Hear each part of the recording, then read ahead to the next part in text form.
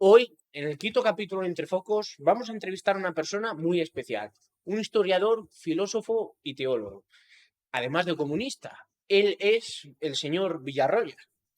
Él es David, yo soy Dani y vamos con ello. Vamos a empezar el quinto capítulo de Entre Focos, en este caso con José Miguel Villarroya. Vamos a desgranar esta entrevista porque consideramos que es bastante especial en 4 bloques, que yo creo que va a dar tiempo. Y bueno, lo primero, agradecerte por atender al programa Entre Focos y por estar hoy aquí con nosotros.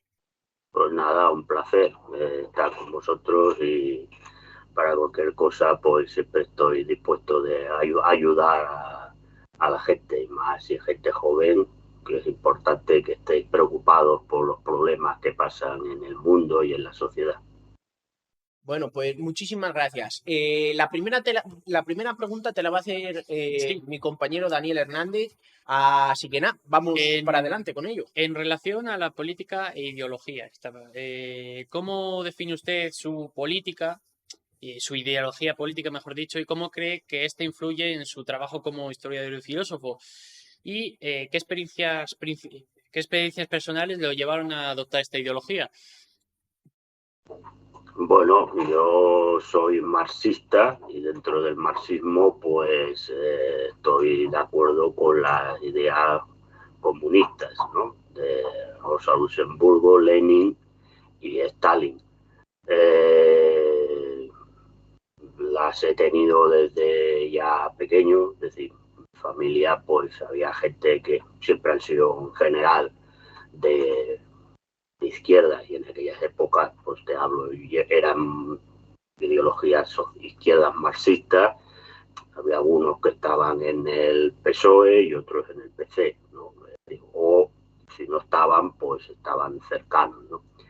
Bueno, yo me decanté por cosas cuando vas leyendo, haciendo lecturas, un poco ver la vida, pues más por la vertiente comunista. Bueno, yo estudié historia por vocación, tampoco he intentado hacer también lo que yo me especialicé dentro de historia, la historiografía marxista tenía poco que ver, es decir, yo más me especialicé en historia militar y después sí es verdad que daba clases cuando vivía en Alemania sobre el periodo anterior a la unificación alemana, la primera, antes de 1871, y soy especialista en el siglo XIX. Sí que conozco y he mirado las obras de referencia, y me refiero en historia, en historiografía marxista sobre un periodo, pero pienso que un historiador no se tiene que cerrar a simplemente leer las obras de historiadores que sean afines a ti, sino todas. Y entonces, pues bueno, y a los alumnos que tenía, pues les explicaba un poco los conocimientos y saber qué había pasado en aquellas épocas. Y bueno, sí, desde un punto de vista también a uno marxista, para comprender, pero bueno, digamos que no es que haya, como tampoco mi época como historiador ha sido muy amplia en el tiempo, pues digamos que haya afectado poco. Las experiencias vitales, bueno, pues fue cuando, digamos, cuando yo estuve más cerca de lo que es el mundo en el que yo creo que tiene que ser el mundo, es cuando viví en la República Democrática Alemana. Esa fue mi experiencia vital más cercana a una sociedad en la que yo creo que tendría que ir todo el mundo, ¿no? Y ahora pues lo que hago pues es un poco pues eh, exponer lo que creo que es la vida, las contradicciones del capitalismo, las contradicciones de los políticos que simplemente están deferentes de los poderes verdaderos del capitalismo, que no son los políticos, evidentemente, y, y poco más. Tampoco pretendo hacer proselitismo. A ver, sí que hago proselitismo porque creo que todo lo que tú hablas es un poco para que la gente crea en las ideas que estás diciendo. pero bueno, tampoco me abrogo la función ni soy yo líder de nada, porque no estoy en ningún partido ni en ningún movimiento, ni quiero ser, creo que lo importante no soy yo, sino las ideas que yo transmito. Y eso es lo que intento hacer. Ya creo que me decía una persona hace poco que me encontró por la calle, ¿no? Y me decía que las ideas no se hacen viejas, las ideas revolucionarias no se hacen viejas, pero los revolucionarios sí que nos hacemos viejos, ¿no? Porque todos nos hacemos viejos y ya, pues, yo también ya estoy un poco de pasada ya. Sí, cosa es hablar, pero creo que los movimientos o de lo que sea los tiene que encabezar otras personas más jóvenes que yo. Yo te quiero hacer dos preguntas, las voy a desgranar en dos, pero bueno, la primera va centrada en un poco el tema un poco de la representación parlamentaria. No tanto, en cualquier país, me refiero, tanto sea comunista como capitalista, hay gente que dice, sobre todo de la derecha, que, bueno, ilegalizar ciertos partidos, ¿no? Como podemos ver con Vox y ciertas ideologías cercanas al fascismo. Yo sé que en la RDA se representaban todos los partidos políticos de cualquier ideología. ¿Usted cree que habría que ilegalizar ciertos partidos? A ver, en la RDA lo que estaban prohibidos eran los partidos fascistas, de ideología claramente fascista, porque era el único país del mundo, ha sido el único país del mundo que su constitución era una constitución antifascista. Entonces, los únicos partidos que estaban prohibidos era un partido que se declarara directamente fascista. A ver, yo creo que no se tiene por qué prohibir nada.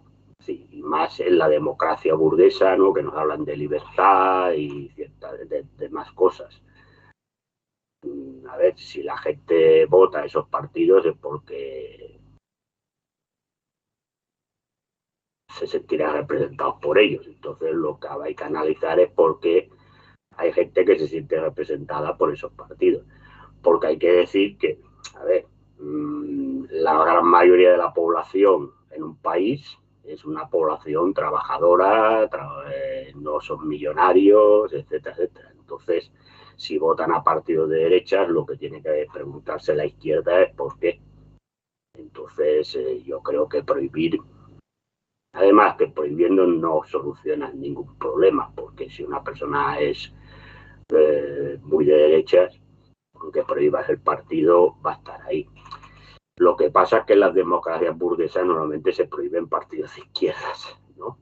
Es decir, porque en la República Federal Alemana, por ejemplo, claro, el Partido Comunista está prohibido de aquella manera. Es decir, no está prohibido, pero no puede defender la revolución proletaria. Entonces, un partido comunista que no defienda la revolución proletaria no es un partido comunista.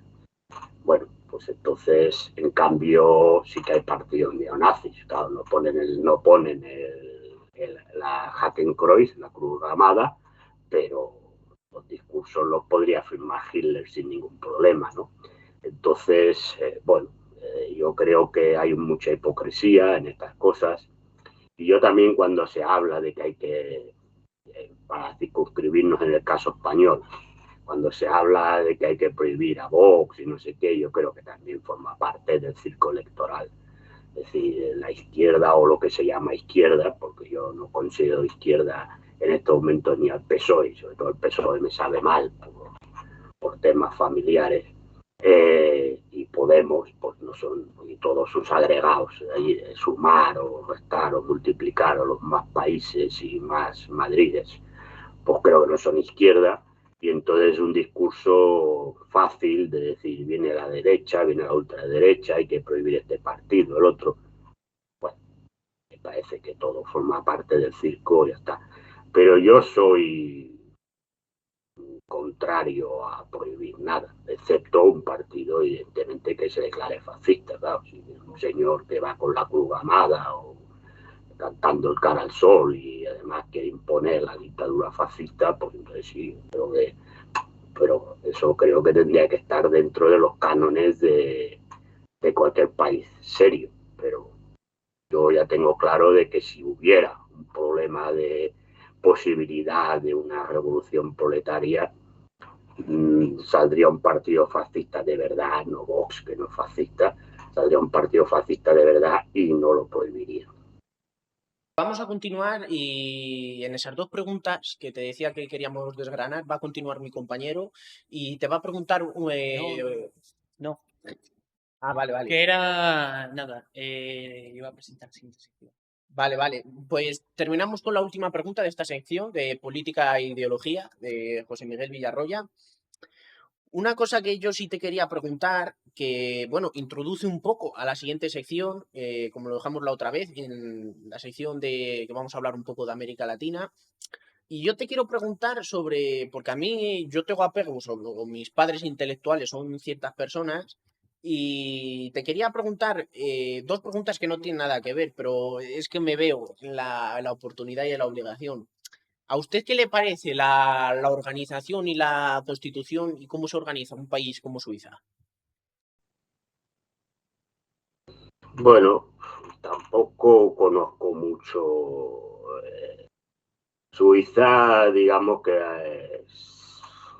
ha mantenido de muchos siglos una postura neutral en todo lo que es, bueno, neutral entre comillas, pero bueno, digamos neutral en todo lo que es lo que se desarrolla alrededor suyo en Europa. Pero, a ver, el sistema político es un sistema político federal donde están los cantones, demás, etcétera, etcétera, y verdad que no, esto que se dice que hay referéndums, pero bueno, también los referéndums a veces se votan tonterías. Yo creo que los referéndums están bien cuando se votan cosas serias, ¿no? Yo esto de la democracia tan participativa, de que se tenga que votar hasta donde se pone un semáforo, pues me parece que a veces se llega un poco al absurdo, ¿no? De los temas de los referéndums. Pero bueno, es que Suiza, que va de ejemplo de democracia, pues luego ahí tiene todas las cuentas de todos los señores o señoras que hacen todo lo que hace el mundo, ¿no? Ya no los que políticos corruptos, mafiosos, etcétera, etcétera, políticos que explotan al pueblo, a sus pueblos. Bueno, pero bueno, supongo que está ahí porque también le conviene a todo el mundo que ese país esté ahí y que tenga lo que tenga. Luego pues pasa lo que pasa con Credit Suisse, ¿no? Y se hunde, entre otras cosas por mala praxis y por choriceos y demás en Mozambique y con políticos corruptos de Estados Unidos, etcétera, etcétera. Bueno, yo creo que forma parte, digamos, de la estructura capitalista suiza, que interesa tener un país que sea neutral y entonces, bueno, se le deja hacer. Pero también es un país que luego también tiene mucho que ver dentro, porque tampoco es un país donde, digamos, aunque se ha dulcificado el tema porque interesa mucho, también es un país que también cuando ha habido gente que ha ido a emigrar allí, también lo ha pasado mal, ¿no? Y que también tienen sus cosas. Bueno, ahí está. Digo, tampoco conozco en profundidad el sistema suizo, cómo funciona y demás, más allá de cosas que explican y tampoco no es mi modelo, es decir, por lo que conozco no es mi modelo de país o de organización política suiza. No lo pondría de ejemplo para lo que yo creo. Supongo que otras personas sí que lo pondrán de ejemplo. Bueno, pues si le parece bien, pasamos a la siguiente sección del programa. En este caso vamos a hablar de la América Latina. ¿Qué te parece empezar tú? Sí, yo te quería preguntar un poco en cuanto a la actualidad en América Latina. Y es, bueno, un poco, puede que sea una farsa, pero bueno, un poco parece que el cambio de rumbo que ha parecido tomar esta parte del continente americano. Sobre todo, más que en cuanto a dirigentes, te quiero preguntar un poco tu opinión acerca de la neutralidad que han decidido escoger, porque la han votado los ciudadanos. También era algo que, en mi opinión, era de esperar que hicieran a la respuesta, sobre todo de la guerra de Ucrania, que después le queremos preguntar dos cosillas acerca de eso. Pero bueno, un poco esta opinión que mantiene el presidente de Colombia, el presidente de México, acerca de la neutralidad de la guerra de Ucrania y de, bueno, lo que hemos estado viendo estos últimos meses. Sobre todo esa neutralidad. América no se puede, digamos, englobar en una cosa, en una, ¿no? Yo creo que cada país tiene sus peculiaridades y cada partido, digamos, o movimiento de izquierda tiene sus peculiaridades y no todos son iguales, ¿no? Bueno, yo creo que ahí lo que hay es directamente, pues, gente que un poco mira por su país y entiende que, hombre, llevan ya muchos años de seguidismo de lo que dice Estado, lo que dicta Estados Unidos, ¿no? Y entonces meterse, de verdad que ahora tienen mucho negocio, sobre todo con China más que con Rusia, aunque Rusia también esté metida en Latinoamérica, pues tienen más negocios con China, y China pues tiene una postura más proclive a Rusia que a Estados Unidos, porque son los rivales con Estados Unidos. Y supongo que eso también forma parte, más que del tema ideológico, de lo que llamaba Bismarck la realpolitik, ¿no? La política realista y pragmática, ¿no? Para entenderlo. Y entonces muchos de ellos supongo que habrán tomado la decisión de, bueno, a mí lo que pase en Ucrania tampoco me afecta excesivamente y no voy a entrar en unos problemas o pelearme con nadie, porque al fin de cuentas tampoco saco ningún beneficio de que gane allí, digamos, la OTAN y Estados Unidos. Creo que va más por ahí que por temas ideológicos, porque algunos de estos dirigentes forman parte del USAID y han estado en fundaciones norteamericanas, como es el caso de Gustavo Petro en Colombia, que ha puesto el ejemplo. Es decir, su vicepresidenta, la señora Francia, formaba parte del USAID, que todo el mundo sabe que es una fundación americana patrocinada por la CIA, no nos vayamos a engañar. El señor Gustavo Petro era miembro de la fundación Bill Clinton, por lo tanto, y además Estados Unidos valoró muy positivamente el triunfo de Gustavo Petro en Colombia, y tampoco que Colombia, Gustavo Petro, verdad, lleva poco tiempo, vamos a esperar a ver lo que hace, pero tampoco se ha visto un cambio sustancial. Si es verdad que ha abierto de nuevo relaciones con Venezuela, pero también en un momento en que Estados Unidos, pues también a Venezuela ahora por el tema de la guerra de Ucrania, con el tema del petróleo venezolano, pues también ya no parece ser, ¿no?, el enemigo número uno y el malo de la película. Con lo cual, bueno, vamos a ver al final qué política hace.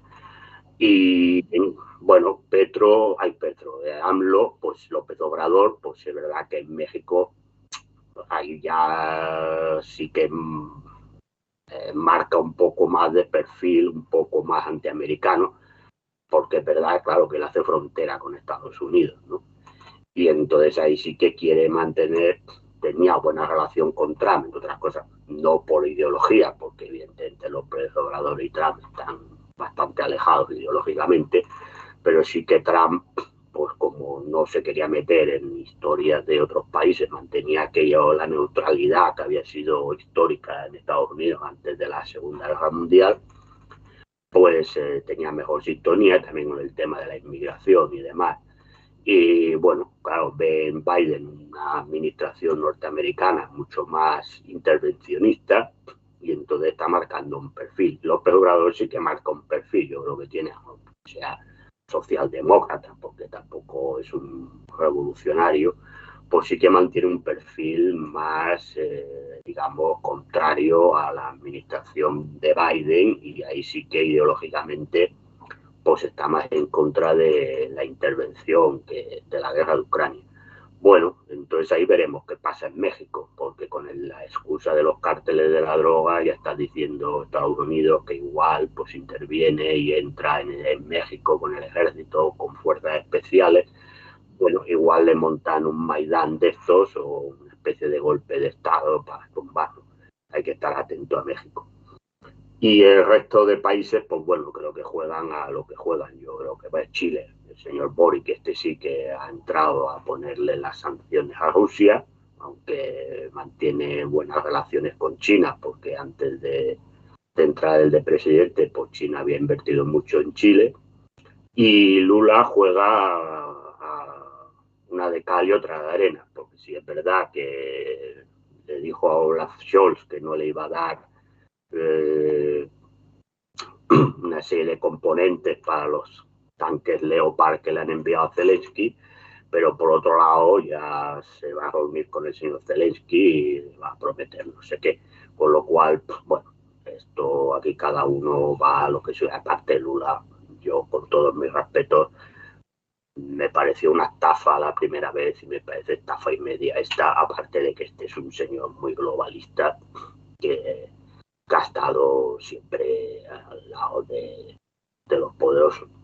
Evidentemente, eh, mejor que Bolsonaro, no os vaya a entender aquí que estoy defendiendo a Bolsonaro, pero parece que es decir, yo creo que los Estados Unidos están más contentos, sobre todo la administración Biden, otra cosa es la administración Trump, pero la administración Biden está más contento con Lula que con Bolsonaro, evidentemente. Y luego en Perú, pues ya hemos visto lo que ha pasado, es decir, con un señor Pedro del Castillo, que también era un señor socialdemócrata, no un revolucionario que iba a hacer nada, pues ya atacó un poco a los intereses de los americanos, pues ya le montaron un golpe de Estado, le han echado. Así que tampoco, sí, yo creo que en Latinoamérica lo único que sí que está en contra de todo esto, las cosas que están son Venezuela, Nicaragua y Cuba, cada una con sus peculiaridades tanto ideológicas como internas de los países, pero yo creo que son las únicas tres que sí que mantienen hay una postura así más ideológica, pragmática también, porque a la Maduro si le compran el petróleo, pues también le hace bien, porque si le levantan el embargo, pues eso mejorará sustancialmente la vida de los venezolanos que lo están pasando mal por culpa del embargo, y ya está. Pero creo que los demás me parece que es más de lo mismo, tampoco creo que vayan a cambiar mucho las cosas en Latinoamérica. Antes se ha comentado que todo Latinoamérica no se puede englobar en una cosa, pero me gustaría saber qué opina usted sobre los movimientos sociales que han surgido en América Latina en los últimos años. ¿Cree que estos movimientos pueden generar un cambio significativo en la región? Una cosa son los movimientos sociales y otra cosa los movimientos políticos. Yo los movimientos sociales hay cosas muy interesantes, pero tú fíjate que quien más se cargó, por ejemplo, el movimiento sin tierra fue Lula, más que Bolsonaro. Entonces, normalmente los movimientos sociales tienen una agenda y los movimientos políticos tienen otra. Entonces, yo siempre mantengo y lo mantengo que dentro del sistema, es decir, dentro del sistema democrático burgués, no se puede cambiar nada sustancialmente. Las cosas son pequeñas reformas que te dejen hacer, pero sustancialmente no vas a cambiar nada. Entonces, yo si los movimientos sociales estos, que son algunos de ellos, no conozco a todos, conozco a algunos, que tienen cosas muy interesantes. Lo único que plantean es ir de la mano de determinados movimientos políticos o simplemente entrar en la vida parlamentaria del país, yo creo que poco o nada van a conseguir. Ahora, para finalizar este bloque, me gustaría hacer una pregunta que si quiere puede responder de forma muy breve. ¿Cómo, cómo, cómo ve la gestión que ha hecho Pepe Mujica? A ver, que Pepe Mujica es una persona que es verdad que éticamente no se le puede reprochar nada a nivel personal, primero por haber estado en la cárcel durante muchos años en la dictadura militar, y después pues es una persona que digamos no se ha beneficiado a nivel personal monetario de ser presidente de Uruguay. Lo otro, pues después, como decía Francisco de Quevedo, después de tanta jornada, nada. Pasamos a la siguiente sección en relación a la guerra de Ucrania. Me gustaría preguntarle, ¿cuál es su opinión sobre la guerra de Ucrania y si cree que esto es un conflicto localizado o puede ser una amenaza que estalle a nivel mundial. A ver, la guerra de Ucrania es simplemente una pieza en un tablero de ajedrez mucho mayor, que es la lucha por el mundo, por un cambio de geopolítica. Es decir, hay un interés, Estados Unidos, con sus acompañantes de la OTAN, pero esto no pinta ni corta, en ese Estados Unidos, que quiere seguir manteniendo un mundo unipolar, es decir, ella ser la única potencia, y otras potencias, en este caso Rusia, que es la que está dentro de la guerra, China por otro lado, y otros países, pero bueno, nos circunscribimos a Rusia, que es la que está ahora en el conflicto, por mantener o defender la idea de un mundo multipolar.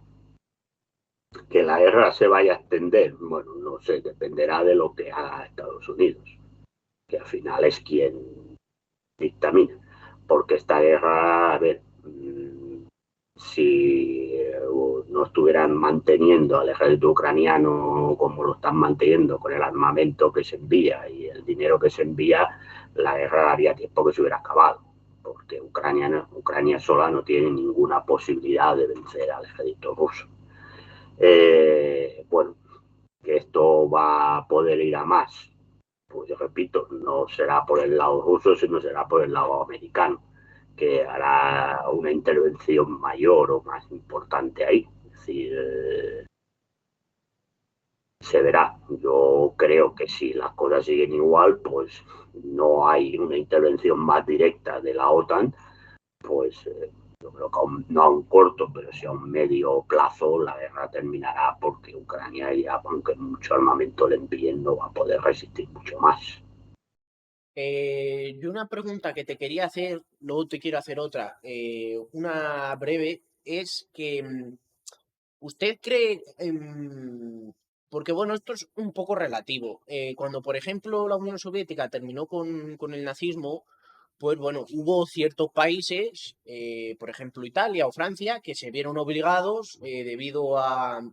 Me parece que en Italia la primera fuerza de izquierdas fue el Partido Comunista de Italia. A ver, hablo un poco de manera general. Y en Francia el primer gobierno que hubo me parece que fue por comunistas también. Un gobierno de concentración nacional, donde estaban todos los partidos. Exactamente. Pero bueno, un poco el efecto que generó la Unión Soviética y ese fin de la Segunda Guerra Mundial fue adoptar políticas que se asemejaran más, sobre todo a la socialdemocracia y un poco al socialismo, pocas medidas, pero algunas de ellas. Entonces, yo lo que quiero preguntarte es, si tú valoras como algo positivo a lo mejor que el bloque asiático se ponga por encima de Estados Unidos o simplemente es otra pieza más del tablero, es decir, es una farsa que pueda mejorar, digo, y esa competitividad que pueda mejorar en algún modo. Vamos a ver, el hecho de que haya un mundo unipolar o un mundo multipolar no va a mejorar la vida diaria de las personas.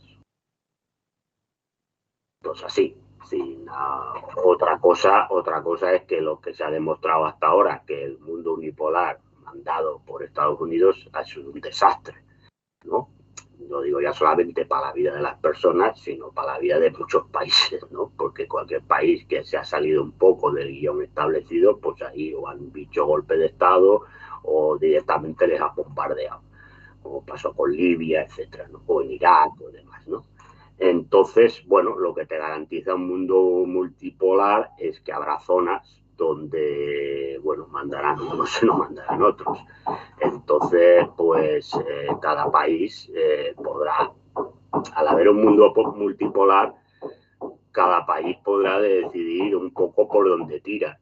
Entonces, claro, si tú tiras por un lado, por ejemplo, y Estados Unidos no está de acuerdo con la política que tú llevas a nivel interno, pues siempre puedes encontrar el apoyo de los otros, no a lo mejor porque estén de acuerdo con lo que tú pones en tu país, sino simplemente porque como estarán en contra del otro, pues dirán, bueno, tenemos un aliado más, ¿no? O un país más que puede estar dentro de este bloque.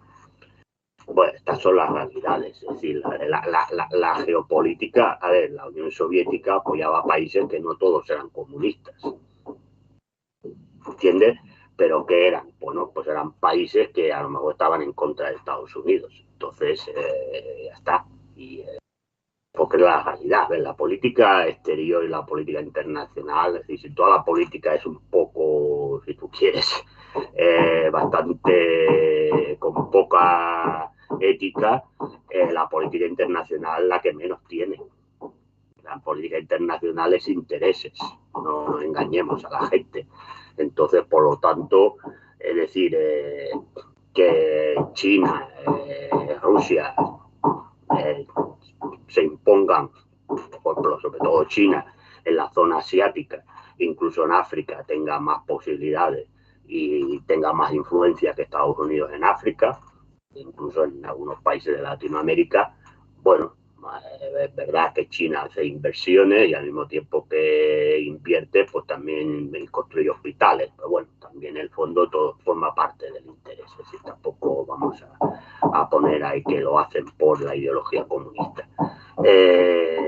Bueno, lo único que significa es que tú ya hasta ahora, como no había nadie que le plantara cara a Estados Unidos, bueno, todos los países tenían que ir un poco a remolque de lo que decía Estados Unidos. Entonces, si a Estados Unidos llegaba a un país africano, pues decía, no, yo hago esto, lo otro, y ahí todo el mundo tenía que tragar, porque si no, ya sabías qué pasaba. Tenía el cuerpo de marines correspondiente y aquello se lo cargaba. Ahora, bueno, claro, a un país que le están diciendo a Estados Unidos, oiga, a mí usted, ya déjeme tranquilo, pues yo decidiré si quiero estar aquí o quiero estar allí. ¿Por qué? Porque tienes la seguridad que si Estados Unidos va en tu contra, tienes la seguridad de que tienes un apoyo de otro país. Esto un poco lo que pasaba en la Guerra Fría y ahora es lo que se pretende en este mundo multipolar. Ahora, que existan varias potencias mandando o, digamos, controlando lo que es la geopolítica mundial. Eso significa que los que estamos sentados aquí vayamos a vivir mejor, no tendremos los mismos problemas, porque esto ya es de un sistema político y económico que no tiene nada que ver con lo que se dictamine en la política exterior o en la política, digamos, de bloques hegemónicos, porque ya antes de la Primera Guerra Mundial pues había bloques hegemónicos, ¿no? Estaba el Imperio Alemán por un lado, el Imperio Británico por otro, el Imperio Francés, cada uno tenía su bloque. ¿Significaba que la gente de la calle vivía mejor? No. Lo único que pasa es que, bueno, los pocos países que quedaban independientes, porque es verdad que en aquella época, en las épocas coloniales, de los imperios coloniales del siglo XIX, pero sí que los países que eran independientes, pues cada uno se iba moviendo un poco en función de su interés, porque sabe que si no le apoyaba a Gran Bretaña, pues le apoyaba a Alemania o le apoyaba al imperio zarista, es decir, este es el tema, ¿no? Entonces, ¿qué ventajas tienes? Bueno, tú hasta ahora, por ejemplo, si tú ahora aquí, por ejemplo, imagínate que España hace un cambio importante a nivel de sociopolítico y que no va a los intereses de Estados Unidos. Bueno, hasta hace poco, por el mundo unipolar, vendría Estados Unidos, te machacaría y te echaría y pondría un gobierno favorable a él. Ahora, ¿qué pasa? Que tú puedes decir, bueno, mire, me alío con China, o bueno, me alío con China o llego a acuerdos interesantes con China y Estados Unidos ya no se atreve a meterse de entrada, ¿no? Entonces, este es por la ventaja que tiene de este mundo multipolar. Una última pregunta que te quería hacer. Hay muchos historiadores, porque bueno, sí es verdad que es mucho mirar a futuro, pero bueno, ya para terminar este blog y para finalizar la entrevista, hay muchos historiadores que hablan a ver, sabemos que el objetivo de Estados Unidos es empobrecer a Europa. De ello dependerá que Estados Unidos se haga más rico o más pobre, sobre todo porque se está forrando con la guerra de Ucrania. Pero ¿usted cree que hay cierto límite con empobrecer a Europa o Europa podría ser una nueva África? Eso, es decir, porque yo creo que hay hasta cierto nivel que a Estados Unidos no le interesa que se empobrezca Europa, porque de alguna manera depende también un poco de él, aunque el eje principal sea Estados Unidos. A ver, yo creo que la idea, pero esto no es de Estados Unidos solo, yo creo que esto es la idea de lo que fomentan también élites de Europa Occidental, sobre todo Europa Occidental, porque Europa Oriental ya está empobrecida. Europa Occidental es eliminar, y sobre todo eliminar todas las posibilidades que ofrece todavía ya mínimamente, porque cada vez es menor, la posibilidad de una contestación organizada, ¿no? Como está pasando en Francia con el tema de la reforma de la pensión, etcétera, y eso pasa por empobrecer a la población. ¿A llegar al nivel de África? No, porque llegar al nivel de África ya es la pauperización. Entonces, claro, si la gente no tiene nada, pues no va a comprar nada. Yo lo que creo es que lo que sí que estamos asistiendo poco a poco no es a una africanización de Europa, sino una latinoamericanización de Europa. Es decir, unas sociedades cada vez más parecidas a las de Latinoamérica, a nivel de clases sociales y a nivel de disponibilidad económica de la gente, donde cada vez hay una minoría cada vez más minoritaria de multimillonarios y de gente que hace grandes negocios. Luego habrá una masa cada vez que se irá, digamos, empequeñeciendo de gente que vive, sobre todo porque serán funcionarios, etcétera, etcétera, pero claro, también serán funcionarios a los que con el tiempo les irán reduciendo los salarios, ya no, porque los funcionarios que entran ahora ya no cobran lo que cobraban los anteriores, y luego habrá una gran masa de población que cada uno se espabile como pueda. Evidentemente, la diferencia con Latinoamérica es que aquí todavía se mantienen unas capacidades de protesta, de organizaciones, algunos de ellos pues ya de capa caída, como los sindicatos en España o las dirigencias sindicales, pero claro, todavía está, ¿no? Todavía una clase obrera más mínimamente organizada, etcétera, etcétera. Entonces, ¿cómo se desorganiza? Pues se organiza con la pauperización, porque al final tú eres esclavo de tus necesidades, como decía Marx, ¿no? No es la conciencia la que crea la realidad material, sino la material la que crea la conciencia. Entonces, como la conciencia puede ser revolucionaria, para no ser revolucionaria, lo que te harán es crear todas estas cosas de las rentas básicas, de los ingresos mínimos. Pues claro, que la señora Lagarde o la señora directora del FMI o en el foro de Davos defiendan que a la gente hay que darle un ingreso mínimo, hombre, no es porque ni son marxistas, evidentemente, ni tampoco se les ha parecido el Espíritu Santo, les ha dicho que hay que ser bondadoso con los pobres, sino que es evidentemente una medida de control de la población, porque mucha parte de la población dirá, mira, yo no me meto en aventuras porque si estoy cobrando una paga, si a lo mejor me meto en líos, pues me van a quitar la paga, y además tener controladas por ahí, y de mí aparte, pues bueno, pues que tengan un dinero, pues claro, pues puedan seguir comprando cosas, porque si no la economía no funciona. Yo creo que es al modelo que vamos a ir. Pero no es que lo proponga Estados Unidos, porque Estados Unidos ya lo está haciendo con su población. Yo creo que esto es una ingeniería de cambio de paradigma de la sociedad, que esto va más allá de lo que dicte un país. Es decir, yo creo que estos son otras élites, en las que hay élites europeas también, que están decidiendo este cambio de paradigma de sociedad como la hemos conocido ahora, hasta ahora, en Europa Occidental, que cada vez nos van colando más cosas para parecernos más a Latinoamérica. Vale, pues ya con esto te quería preguntar una breve cosa y es si usted cree la posibilidad de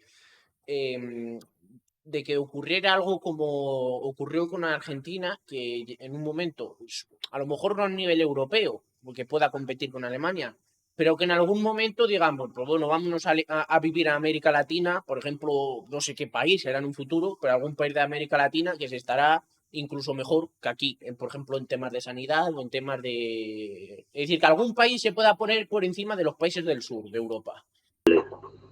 Posible que algún país pueda superar los niveles europeos, porque yo creo que los niveles europeos cada vez van bajando más. Lo que pasa es que yo lo veo complicado y se tienen que dar muchos cambios, y en Latinoamérica es difícil, porque aunque entre China ahí y ayude a los países estos, sigue estando Estados Unidos ahí, y Estados Unidos sigue siendo mucha fuerza en el continente americano. En África, pero tendría que pasar muchos años, para que un país por ejemplo, Sudáfrica, por ejemplo, un país, pudiera superar los estándares europeos en muchas cosas. Porque además, aparte, no hay en ninguna agenda establecer los estándares de un estado del bienestar que tuvo Europa Occidental después de la Segunda Guerra Mundial. Porque el estado del bienestar se creó por miedo a una revolución comunista. Y una vez desapareció el bloque soviético, pues el miedo a la revolución desapareció, por lo tanto se cargó el estado del bienestar y se va cargando, cada vez hay menos, y entonces no está en ninguna agenda política crear un estado del bienestar en ninguno de estos países. Por lo tanto, yo lo veo complicado, no quiere decir que sea imposible, de nuevo.